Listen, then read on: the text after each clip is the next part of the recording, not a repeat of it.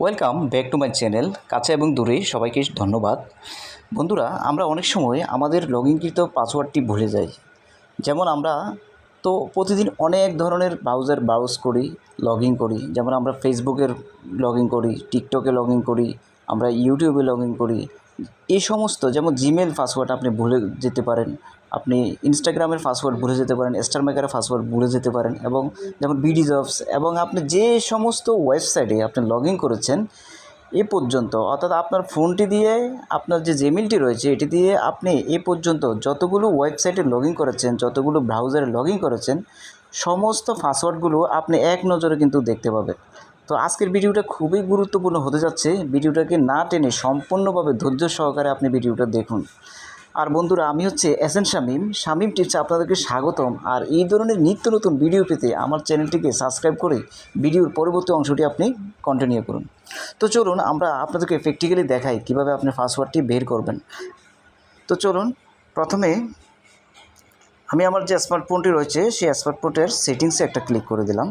সেটিংসে ক্লিক করার পর এখানে অনেকগুলো অপশন আপনি দেখতে পাবেন। এই অপশনগুলোর মধ্যে একটি অপশন রয়েছে যেমন প্রাইভেসি। এই অপশনটার মধ্যে আপনি ক্লিক করে দেবেন। ক্লিক করার পর আপনি স্ক্রল করে একটু নিচে আসবেন। নিচে আসার পর একটা অপশান আপনি পেয়ে যাবেন, সেটা হচ্ছে অটোফিল সার্ভিস ফ্রম গুগল। এই অপশানটার মধ্যে আপনি ক্লিক করবেন। ক্লিক করার পর একটা জিনিস আপনি লক্ষ্য করুন, এখানে আমার জিমেলটা উপরে রয়েছে আর পার্সোনাল ইনফরমেশন নামে একটা অপশান রয়েছে এবং নিচে রয়েছে গুগল পাসওয়ার্ড ম্যানেজার। এই যে গুগল পাসওয়ার্ড ম্যানেজার, এটার মধ্যে আপনি একটা ক্লিক করবেন। ক্লিক করার পর সাথে সাথে আপনি যে সমস্ত এই জিমেলটা দিয়ে ব্রাউজ করেছেন, যে সমস্ত সফটওয়্যারগুলোতে, ওয়েবসাইটগুলোতে, সমস্ত ওয়েবসাইটগুলো এবং সফটওয়্যারগুলো আপনাকে দেখাবে।